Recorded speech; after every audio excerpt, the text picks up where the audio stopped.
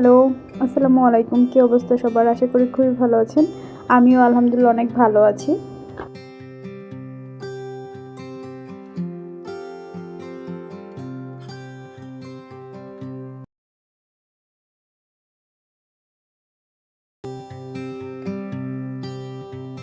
গরুর মাংসটাকে গরম করার জন্য চুলায় দিয়ে রেখেছি।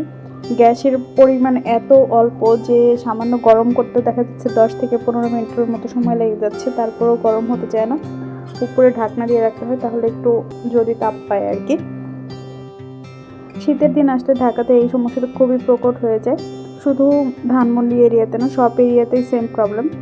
যে শীতের দিন আসতে সকালবেলা গ্যাস চলে যায়, আসতে আসতে বিকেল 4টা-5টা বেজে যায়।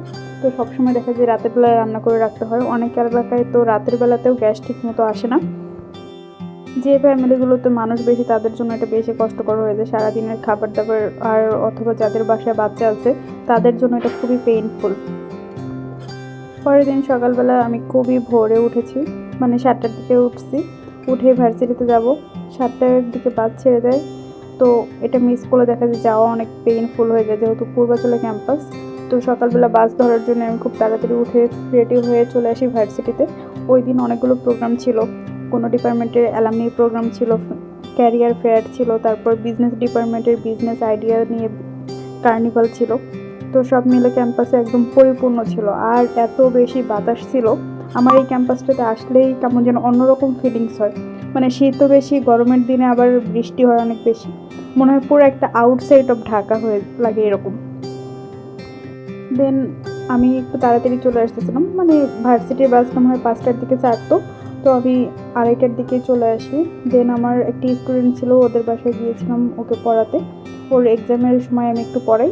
তো লাস্ট ডে ছিল, এজন্য আমাকে গিফট দিয়েছে এগুলো। দেন আমি বাসায় এসে রাতে কী খাবো ভাবতেছিলাম, তো সাথে একটা ডিম ভাজি করে নেই। আর পরবর্তীতে হচ্ছে আমি একটু খাবার বানিয়ে নিই। পরে শীতের জন্য হচ্ছে আমার ছোট ভাই বলল ও হাঁসের মাংস দিয়ে খিচুড়ি দিয়ে খাবে। তো ওর জন্য আবার সেটা আমি রান্না করতেছিলাম। খিচুড়ি আর হাঁসের মাংসটা রান্নাই করা ছিল ফ্রিজে, জাস্ট গরম করে নেব।